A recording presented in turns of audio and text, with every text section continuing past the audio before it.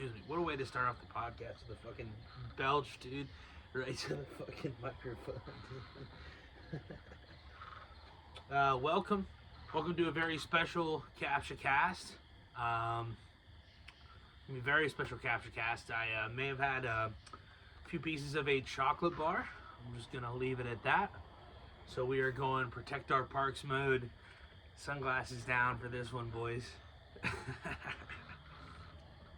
Hell yeah. Cigarette.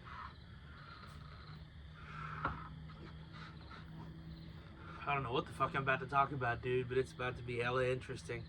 I can tell you that much. Fucking, yeah, I don't know what's been going on lately. I feel like I talked about a whole lot of shit last time I was on here that's lit. Fucking, dude, I was just watching Scott Horton on fucking, what's that guy's name? Lex Friedman. On Lex Friedman's podcast, dude. Fucking shit's 10 hours long, dude. Like, there's no way. I was gonna say there's no way I'm gonna make it through it, but chip away at it. Like Kid Rock told Steve-O when they looked at a mountain of cocaine. We'll chip away at it. Fucking, so yeah, dude, I watched a little bit of that. I literally just started it, and I was like, dude, why don't I fucking do a CaptchaCast right now, dude? Might as well. And we're here, so. But I can already tell it's gonna be a dope, guys. I think Lex released the first 10 minutes of it already. So, but yeah, dude, fucking Scott Horton, dude, he just knows, like, if it's crazy, dude, because our politicians don't have the basic like understanding that Scott Horton had. And I'm not, dude, Scott Horton knows all the fucking ins and outs and shit, right?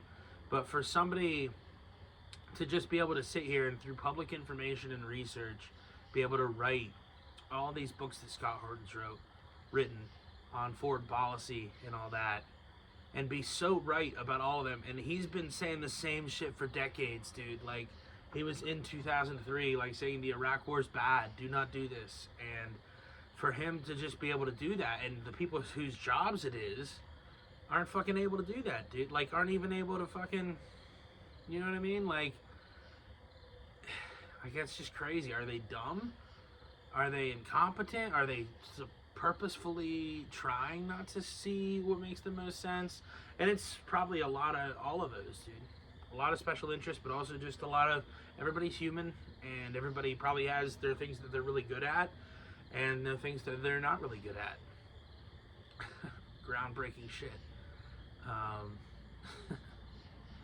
Fucking, but, and bro, he said as much in this, they did go into this in the first 10 minutes about how, like, dude, every interest that they say is like a national interest just ends up being self-serving, right? Because the people who get into office, they end up not thinking what's best for the country. They end up thinking what's best for, oh, yelling at my boss isn't best for me. So basically it ends up like being, they create the chaos because their job is to control the chaos. It's a crazy mind fuck. But it's so true, dude. It's so true. Shit's all fucked. Shit's all fucked, boy. It's all fucked, like Bubbles would say, dude. Fucking chilling right now, dude. I should have, who knows, maybe later I'll bring my fantasy titles on the podcast. Anybody, if anybody's in my leagues that's watching this, you're going to be happy. I do not have the championships out here on the porch exposed to the elements. I even have my Mac Miller bobblehead out here. I should have moved inside, and I probably will move inside at some point, and I have a backup one. But, bro, this shit was so dope. So I got the Mac Miller bobblehead at a Pirates game. I don't know if I talked about that the last time. Dude, there's supposed to be a button on it. Where the fuck's the button, dude? Oh, here it is. Listen, see if you guys can hear this.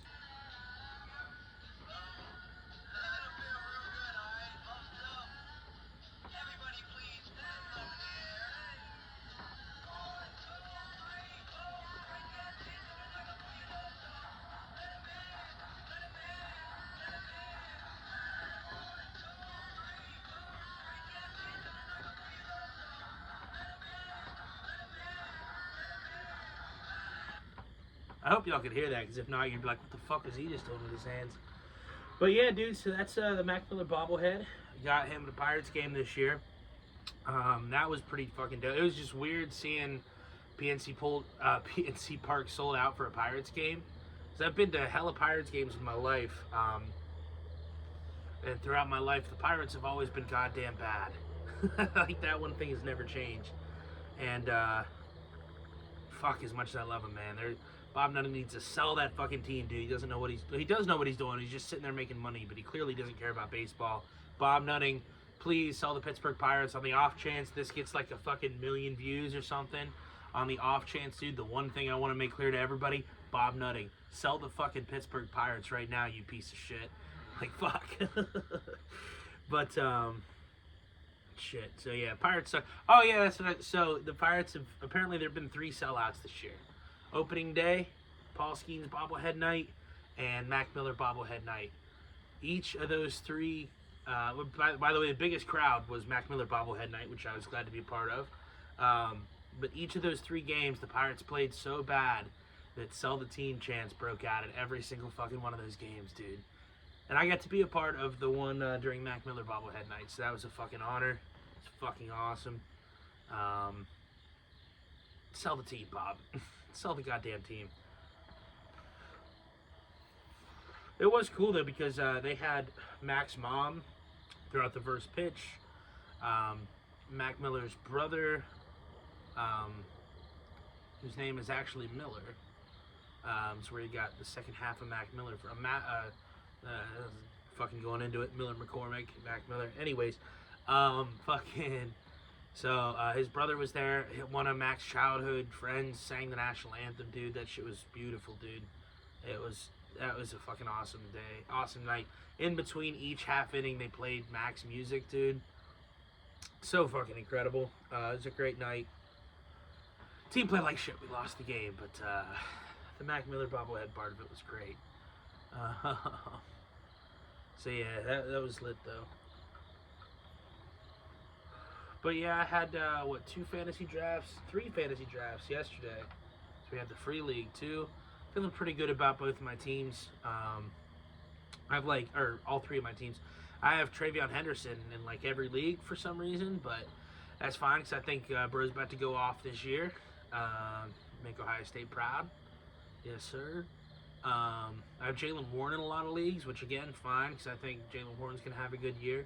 Really, my only pick in any of the leagues that I regret at all is Javonte Williams. Well, I took Aaron Rodgers near the end of another draft that I probably could have taken Justin Fields or a better quarterback in. But hey, dude, I think Aaron Rodgers might have a big year, dude. Y'all are sleeping on him.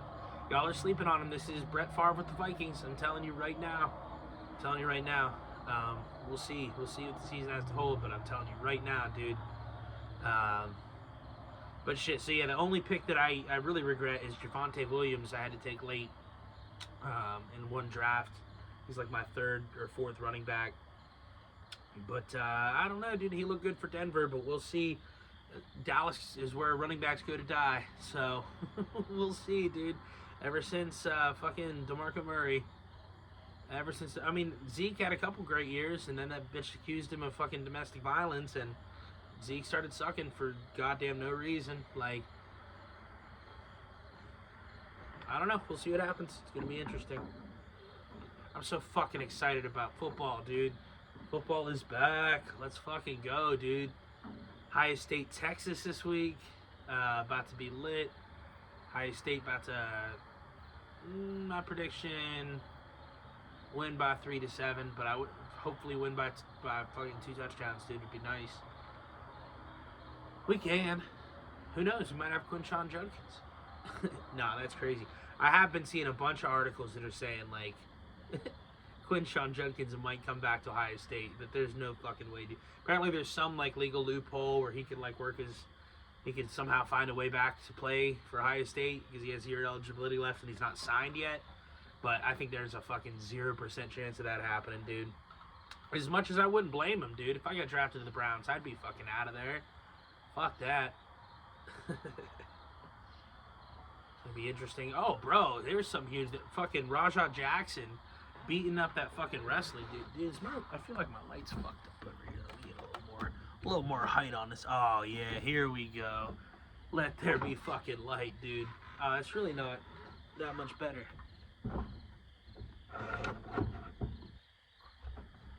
Now we're cooking. I don't know, it still looks kind of the same. There's a bunch of shade over here, but that's fine.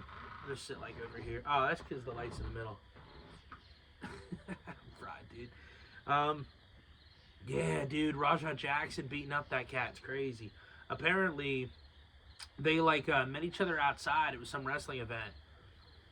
And the wrestler, by the way, who is, he's a former, he's a veteran. He was in the military, and he started doing wrestling to help deal with his PTSD and shit like that. And fucking, he met Raja Jackson outside of the show and thought he was a wrestler. And so he started talking shit like it was a work, right? And he started drank a beer can, smashed the beer can over Raja Jackson's head, dude. And it was not a work, bro. Raja Jackson's he's a son of Rampage Jackson. He's an MMA fighter. And Raja is also an MMA fighter. Rampage is one of the greatest, but Raja is starting out too. But he's an MMA fighter. And he also apparently just got a concussion sparring 2 days ago before this happened. So he probably wasn't even right in the head at the moment. But anyways, so smashes the beer can over Raja's head. Thinks it's a work. Raja gets pissed. They get in each other's faces. Eventually the other wrestlers are like, no, he's not a wrestler. Look, he thought you were a wrestler. Calm down.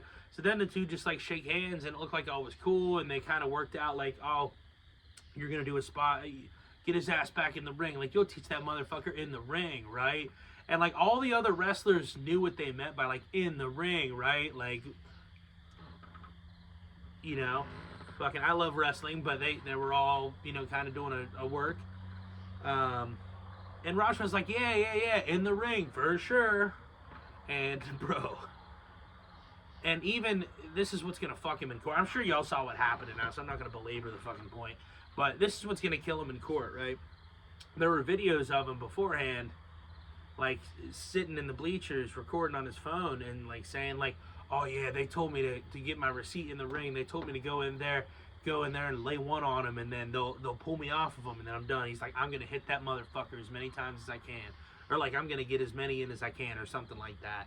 And that is gonna fuck him in court, dude. Especially, God forbid, dude, if that other dude dies or something, then they're gonna get Raja for premeditated murder, probably. That's essentially what it was. I mean, damn. He fucking laid into him, dude. Shit was disgusting. Shit was nasty. But they did say, bro is, dude, I'm so fucking mad. I should have remembered the other dude's name by now. Disrespectful. My apologies. Sid something. Psycho Sid, I think he called himself.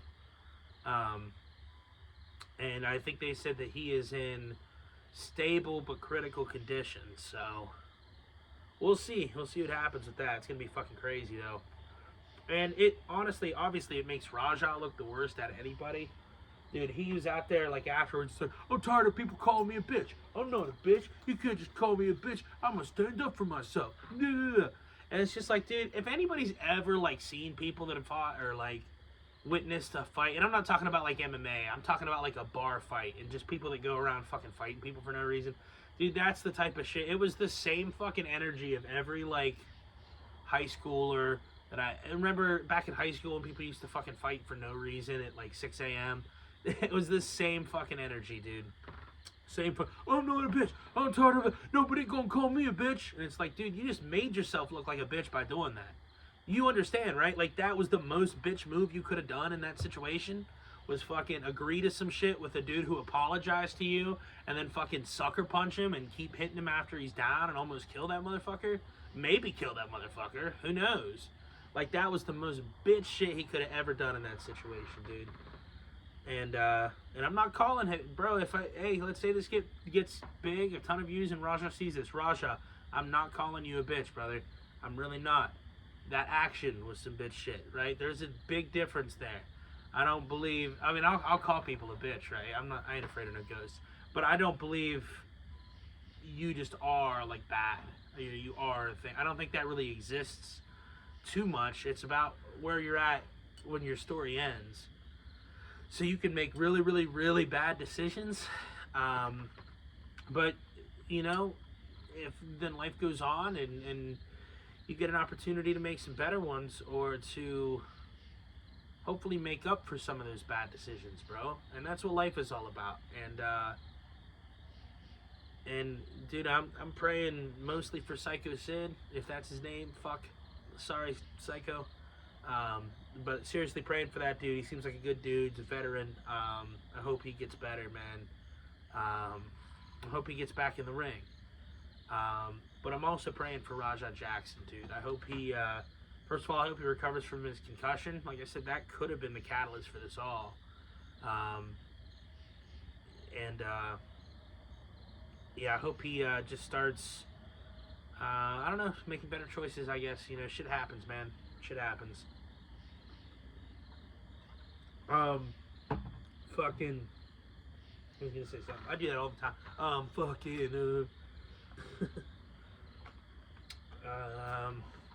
Oh yeah, that's what I was gonna say. Is it looks, obviously it makes Rajah Jackson look bad, but dude, it makes that whole promotion look so much worse when you really think about it. They're the ones, and I can't even remember the name. Apparently, it was founded by Rikishi. It was like a WWE affiliate in some way. But then I guess supposedly WWE has removed their logo from it now, or affiliation or whatever. And understandably so, dude, because the guys who work at that promotion, or guys and gals, it's their job to keep the wrestlers safe. And it's their job to plan shit like that. And if you're just gonna, you know, dude, you can watch video of the way they set that shit up, and it was like, yeah, dude, that's what you get. Fucking, like, they literally, a dude they could tell was pissed off. They were like, you're gonna handle it in the ring, right? And it's like, dude, no, you need like weeks of planning. You need physicals and shit. You need to be around that dude in the gym to make sure he's stable, especially if he's an MMA fighter, with security around you. And it's completely the promotion's fault that this shit happened. And again, dude, I'm not trying to just place all the blame on it. Like, shit happens, I get it. But it is your guys' job to keep your wrestlers safe. And that match should have never been set up. And maybe Psycho Sid had some, from what I saw, it looked like everybody else planned it more than the Psycho Sid dude did. And he just kind of was like, okay, whatever, sure. But that's fucked up, dude, just how that all happened. And obviously the Psycho Sid dude, I mean, he's got a little bit of blame just for, you're not 100% sure somebody's a wrestler or not, and you're gonna fucking smash a beer can in his head, dude. You better fucking have some balls. I don't care who that, like, if you know he's a wrestler and it's at work, that's one thing. But if it's just a dude you've never met before and it's a fucking stranger, dude, I mean, let's just say I would have a lot more sympathy for Rajah Jackson if he had just retaliated right then and there. If he had retaliated right then and there and knocked him out, I would have erred on the side of Rajah Jackson. But he didn't do that.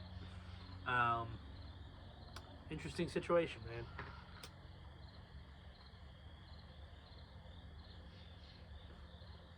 Ah, oh, fuck, I just fucked up this blunt.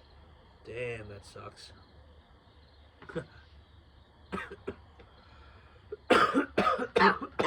It's actually alright now, though. Bro, it reminds me of, if any of y'all haven't heard it yet, but if not, you gotta listen to Snoop Dogg and Zach Brown Band's song together. Well, dude, I said Snoop Dogg like the fucking oldest, whitest motherfucker. You gotta watch Snoop Dogg and old Snoop Doggy Dogg. But yeah, Snoop and Zach Brown Band's song together, dude, is fucking incredible. It's all about letting the blood run, dude. Saying like that shit's, you know, sometimes the blunt's gonna canoe a little bit. Let that motherfucker run. It's like, hell yeah, dude. Oh, this one's burning fucking nice now, dude. Dude, it's so nice that... Oh, fuck. It's so nice that Ohio legalized this shit, dude. So I can sit here and actually be honest about this shit on the podcast, dude. So I've started getting real weed again, man. Because it's too seductive, bro. There's this vape shop literally right at the bottom of my hill. And it's too fucking seductive, dude, to just be like, oh, it's so close, bro. I can just drive right down, pick up some shit, drive right back up, grab it on my way home right there, anything. So I just been doing that for fucking months, really, dude. Well, and then finally, I had the draft party the other day, and I was like, all right, I'm not gonna bring no Delta 9, not gonna bring no Delta 8, Delta 10 shit to the fucking draft party, dude. I gotta have some real shit for the draft party. So I stopped by the dispensary. Shouts out Backroad Wellness. You want to be a CaptchaCast sponsor? Hit me up. Yeah, dude, went there. Got some nice ass shit. So smoking good again, dude. It's just crazy. The Delta 8, Delta 10 shit, it gets you high, but it's just like this. I don't know. To me, it's like this lethargic-y. It could just be that it's not that. I think it's just mids, essentially, dude. It's just like smoking mids, dude. And then getting some real shit again. Got me feeling nice. Well, that and a couple pieces of a chocolate bar. But, you know how we roll.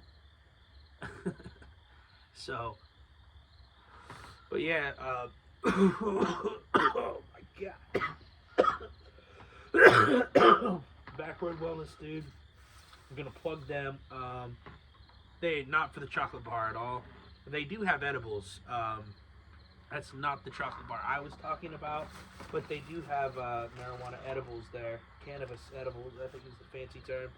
But I did get this strain of flower there, and I will shout it out. Superstar.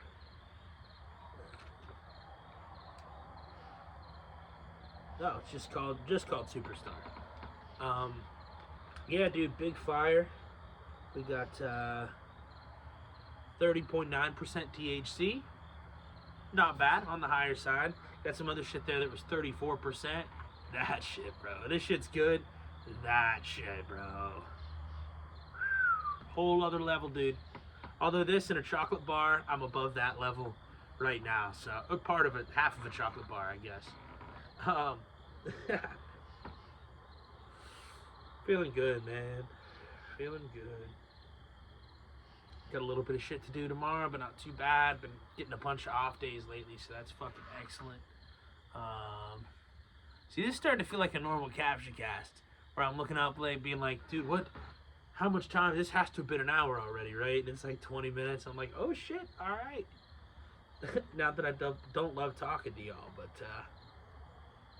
this will be the first sunglasses protect our parks type of chocolate bar-y CaptchaCast. I'm sure I've been talking hella fast, dude, but then see, that's why doing this podcast is nice, bro, because I've been talking to people all day long, bro. I'm just like going on something. I'm like, bro, I'm rambling or I'm talking too fast. I'm like, dude, then I go in the podcast and it's just like, that's what that shit's for, dude. It's a fucking hour. Gotta fill that space somehow. Gotta make it interesting for y'all to hear. So that is perfect. I do need to get back to making some music though, man. Been real into, oh yeah, transitions to me into to fucking the comedian who's like, transition, fucking transitions me into another topic I wanted to talk about, which was Aaron Lewis being on Tucker Carlson lately, which was fucking awesome. I feel like Aaron Lewis just is super underrated as a musician. For those of y'all that don't know, he was the lead singer, still is the lead singer of Stain. Definitely remember them back in the day. It's been a while since I could. They had a bunch of big ones, but that was probably the biggest. Yeah, dude, now since about 2012, I believe actually maybe 2010 was his first country EP, but he started making country music too, dude. And his country music is super fucking good. It's in my opinion, some of the best out there. I like a lot of new country stuff, but dude, Aaron Lewis, there's something about all of his music, but especially his country shit. It's like very genuine. You know he wrote it. Like super personal. I can't even describe it. It's just super genuine is the best way to describe it. And very real, very authentic. It's not even like, I don't know. I feel like that sounds so corny when you talk about country. He's real authentic country music and whatever. But like, I swear, dude, it's just there's something beautiful about a dude, just a dude with a guitar. You know what I mean? Like, there's something beautiful, or a chick, you know, whatever. Like, one person and a guitar, and the beautiful sounds that they can create with that is just fucking insane to me. And will always be crazy to me when there's great songs. It's just like a guy and a guitar or a girl and a guitar. Like, and it's just the whole song, not a whole lot of extra shit. There's something very special about that. But, you know, throughout his lyrics, Aaron Lewis, he's a big Trump guy. And, he is, you know, just very open about his political beliefs, dude. And he's not even like I don't know, he's a pretty big Trump guy, dude. I wanted to try to swing a little my way. Like, I think he's just anti-war. And I do think he's like that, but he's probably a little more Trumpian than I would even be. I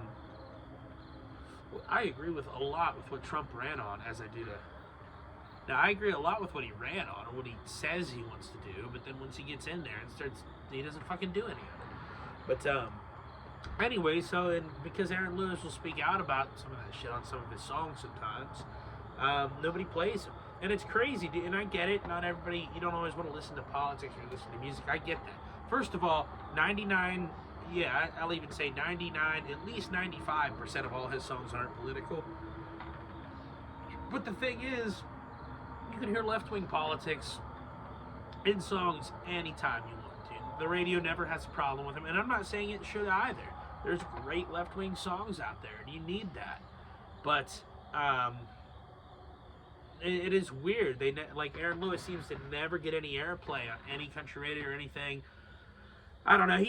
It seems like there might be something to do with that a little bit. Part of the reason is he just doesn't make like bangers. You know what I mean? Like, I like Morgan Wallen and Hardy and some of the guys that are on there now. Dude, they're great. But Aaron Lewis he makes slower, like more acoustic ballads. So I get that. But either way, it was nice seeing him on Tucker and just kind of tell his whole thing. He was brilliant when talking about the music industry, dude. And that really was enlightening when he talked about just the terrible deals that you'll get offered.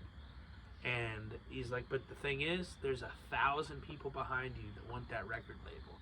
Because everybody, dude, you're just so expendable, is what he was saying. 1,000 people behind you would literally kill you for that record deal. So the record label, why do they care what you're going to negotiate about or anything like that? They're just going to be like, all right, next. And that is crazy. So he was talking a lot about that. And he even made sure to say, he's like, look, I'm not complaining. I have a very good life and everything. I did a good job. He did a good job of building his fortune, more or less. He's not a super, super rich guy, but I mean, he's got a few $1 million. I'm saying he's not like some of the level of like these What he was saying is these record labels, like the executives and shit, people who can't make music, they make so much fucking money off of the people that are making music. And it is fucking insane, dude. But he even said, he's like, I'm not complaining. He made his deal at a time, and he got his money at a time when, you know, back then, you could say a little bit more. There wasn't this whole huge left and right divide like there is now. And also, the deals were better because now they have these 360 deals. So Aaron Lewis at least will make money off of his merch and off of his ticket sales. Dude, they have these new deals where artists have to give a cut. Because if y'all didn't know already, basically what record advances are, the artist ends up in debt. And I'm not even speaking from experience. I've learned all this before I've gotten into music. So I've been very careful. That's why I've done all my shit myself. Because I want to own every goddamn cent of what I make, even if it...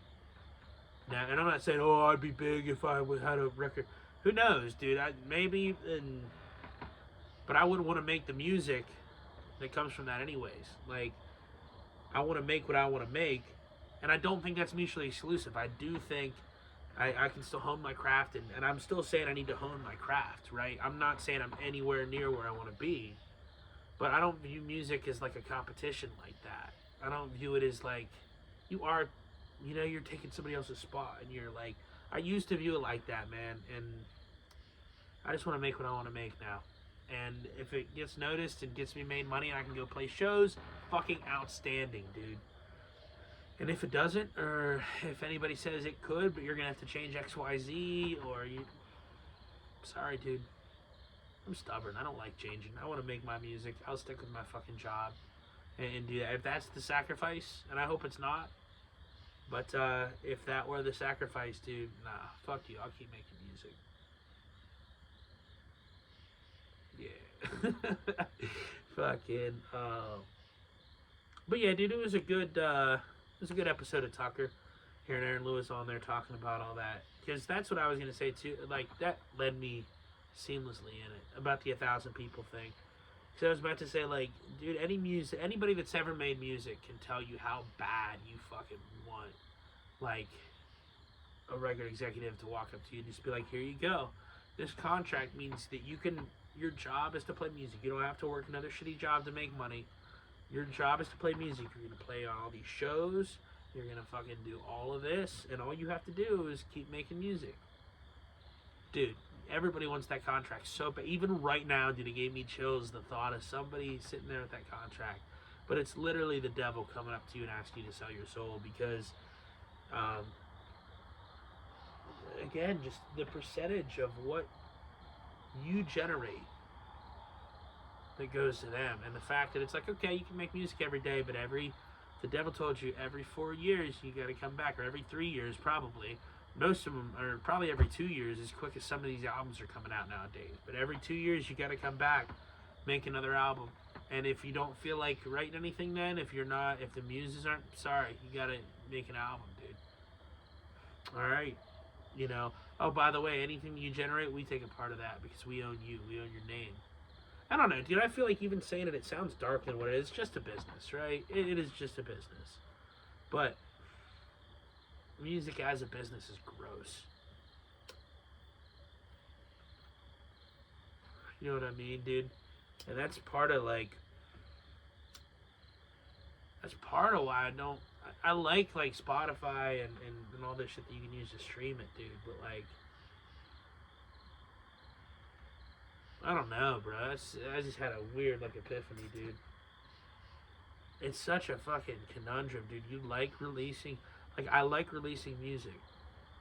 I love releasing music, and the thought of people hearing it, dude.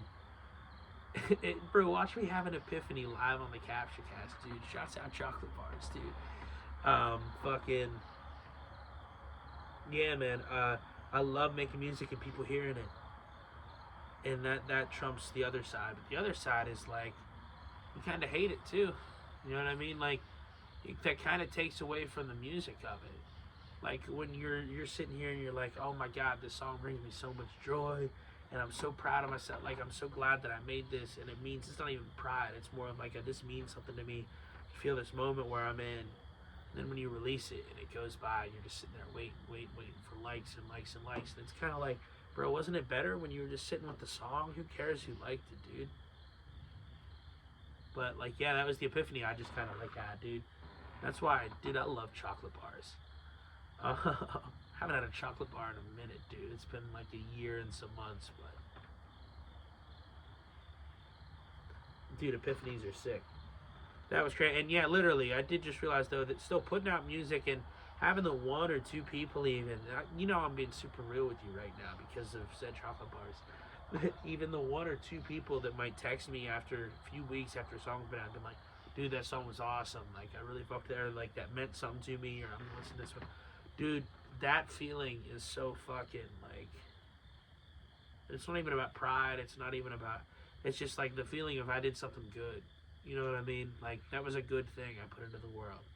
I put something into the world that made people have a good feeling when they consumed it, or when they enjoyed it, or when they, either way, this sounds super weird how I phrased it. But, I created something that when people viewed it, listened to it, that made them have a good feeling. And that's a beautiful thing, dude. So that's worth it. And that's how we always have to go through life, dude. That's how we always have to go through life, is that no matter, because there's always going to be 10 million reasons and things and negatives and cons of anything that are reasons not to do it, right? Or bad things about it, or negative things about it. There's going to be a fucking million of those, dude. One, something actually good like that. I'm not even saying like good feeling or whatever. Just like, dude, I bet heroin feels great. Heroin's not good for you. That's not what I'm saying. I'm saying one actually like pure good thing you're able to do. To me, making music is that when it does hit that one person, or the two people, or whoever, those few people that really it brought something interesting and new to them, and brought something good to their life. Like that, one of those is worth a million negative reasons for anything. And apply that to whatever you're doing in life, for real. Because that's a nurse, dude, like a nurse. Oh my God, like a nurse, you're sitting there, you're helping sick people all day long. Like, I wouldn't want to do it, dude. I'd be fucking gross, dude. Sick people around me all day, you got to deal with all of them. I joke around too much, dude. I fucking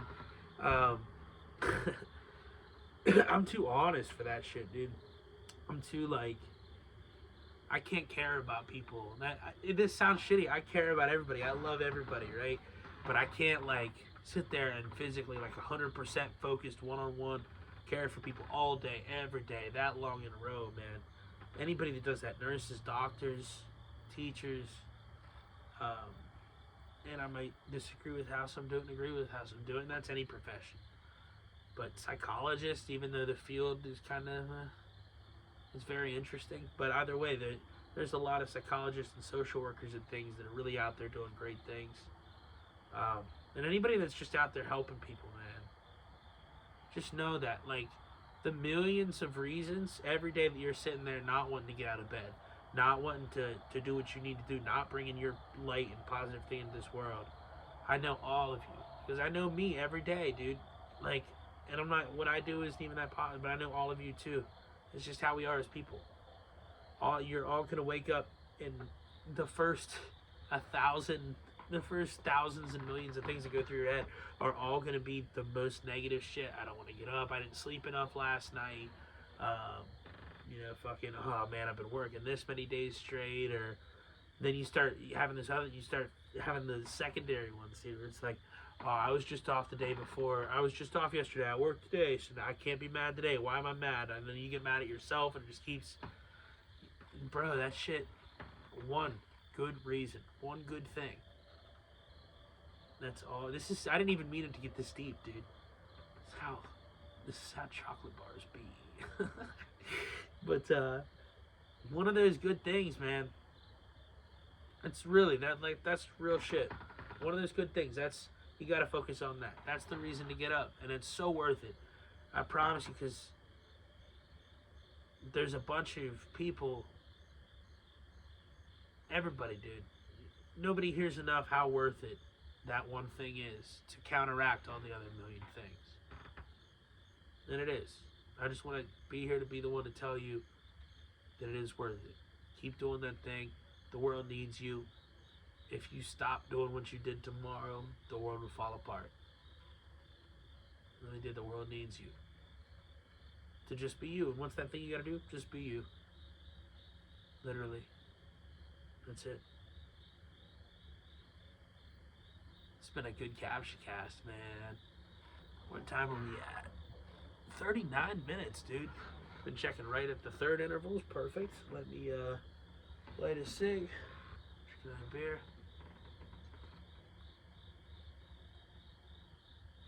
I feel like that was super real shit. And I hope the way I said it made sense.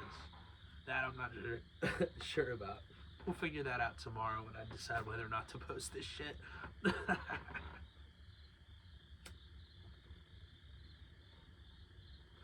But I fucking love y'all, man. I do. I love everybody so much. And, oh God, this sounds so fucking cliche and shit. People need to hear it, bro. People need to hear that shit sometimes. You know what I mean? People need to hear that. Try to be less fucking deep. Shit, what else? We talked about Aaron Lewis on Tucker. Started getting hella deep. Fuck, dude. I feel like nothing. Football's starting up, dude. It's just all I've been fucking thinking about. So excited for football. Steelers got the Jets week 1. About to be. We should win that game. I said Ohio State should win by 3 to 7 points. The Steelers should really win by 2 touchdowns in that game. Probably going to win by 3 to 7 points. That's the difference in those games. Ohio State should win by a field goal to a touchdown. They might win by like 20 points. That's just how they do it sometimes. The Steelers over here, on the other hand, they it only works out right that I get the half light, half dark screen right now, because the Steelers have been the dark side for like the past 10 years, dude. They should win this game by like 2 scores. What are they gonna do? Probably make it a 3-point game like they always fucking do. That's why they're the dark side right now, dude. Steelers the last 10 years, man. Fuck, when you see the playoff game. We just need a playoff win. I said a playoff game, dude. This is how much it's. We need a playoff win. Nothing else is acceptable. Nothing else is acceptable.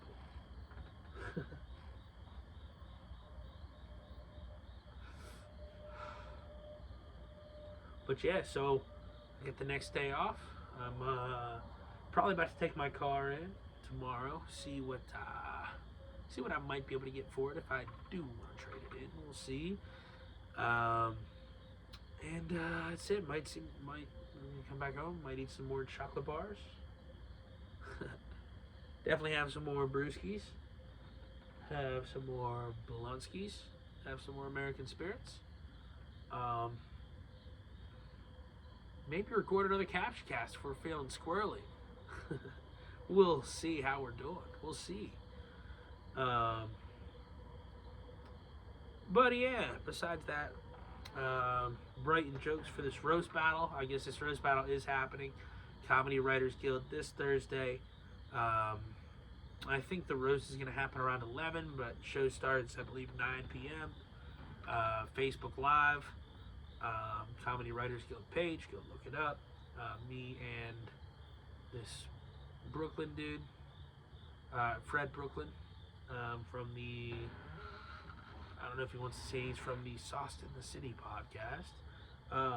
Yeah, we'll be having a little roast battle going head to head. It's going to be very interesting. Should be a very fun roast battle for one of us, at least. It's going to be me, dude. It's going to be fun. It's going to be fun. Let's just say that. I feel like when Dave Smith, like, I don't know if y'all know, if anybody here has seen Dave Smith in Part of the Problem at all, it's not called Part of the Problem at all, it's called Part of the Problem. But if you've seen that show at all, and you've seen when Dave Smith's about to go debate, like, some Zionist about something, and he just gets, oh, it's going to be very good, it's going to be interesting, and then he just fucking wipes him, dude. That's how I'm feeling about this fucking,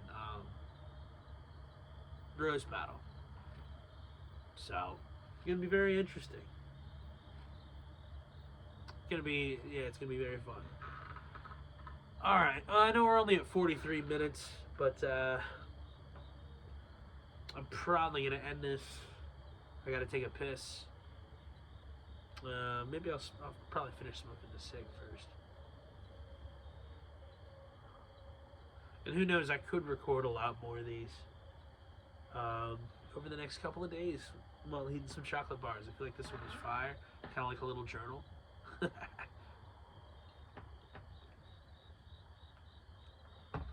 And again, all I'm promoting here is chocolate. I like chocolate a lot. Chocolate is good to me. Don't eat too much of it. But, you know, say you get diabetes. But chocolate is... I like chocolate, dude. You can eat as much chocolate as you want. Not as much, but you know what I mean. I'm not promoting anything else but chocolate. That's what I meant. You can't eat as much chocolate. Definitely not as much of this chocolate.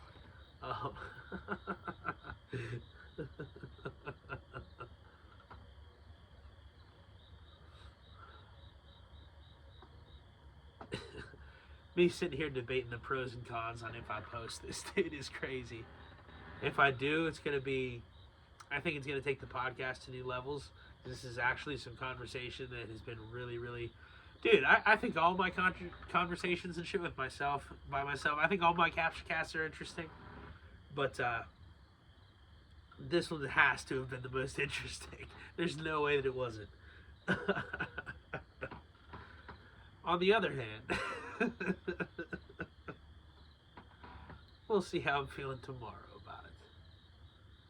Then we'll decide whether or not to post this. Like, for instance, I'm staring at the recording screen, and I know that's me, but, like, you know,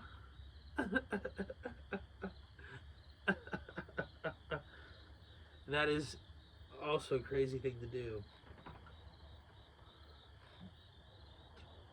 After eating chocolate.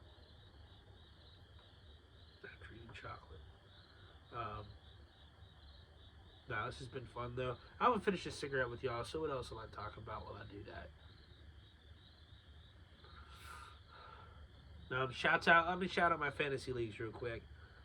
Shout out the Balsakians, and fucking I can't remember what the other league's called. But my boys, dude, shout out Tony. I know we get into I know we yell at each other on Facebook about politics and shit. I fucking love you, brother. Tony, you're my motherfucking brother. I love you. Even though you're a dirty ass Ravens fan, man. Fuck that. I love your ass, man. You're my brother. Fuck the Ravens. And shouts out Braden, dude. Braden had us all over at his house for the draft party, man. That was lit as fuck. First time I've been a part of that, the draft in person. I wasn't able to make it last year. Even though I won both the leagues after that. Dude, it was cool as fuck just actually being there and the way they have it all set up, man. If any of y'all listening, somehow, if anybody ever gets a chance to be a part of this league, you probably have to live around Cambridge, Ohio, because the draft is only in person. Dude, the way that they do it, it's so incredible, dude. The draft is a fun event. We went over there, we drank, we smoked, we ate some hot dogs and shit. It was great, dude. And the whole in-person draft all day long, all event. It was really fun. Man, the way that they do it, those are the two commissioners, man, and shouts out to that, man, for the way they do that league. It's beautiful. I was glad to be part of it last year, but this year especially, being at the draft, man, and really seeing how much fucking hard work and effort you guys put into this league, getting to hold the hardware for a year, the first year, the inaugural year of the titles, man, that really means a lot to me. Like, I appreciate that a ton, man. It's so cool. It's a really cool thing to like play. Now this league means so much to me, dude. Now I can't lose these trophies, dude. I can't lose these fucking.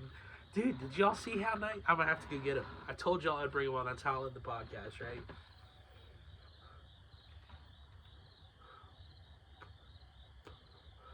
Had to kill my cig first. Be right back, bro. I'm gonna drink some beer first. But I'm gonna get my hardware. Gonna get my trophies, dude. Shout out the league as I'm doing that. I'll be right back.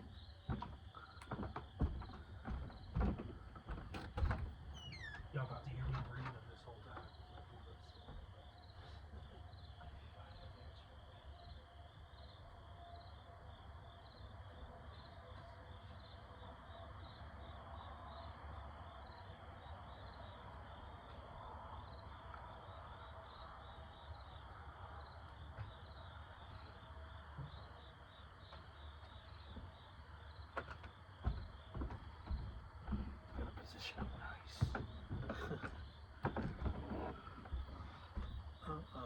Let's go.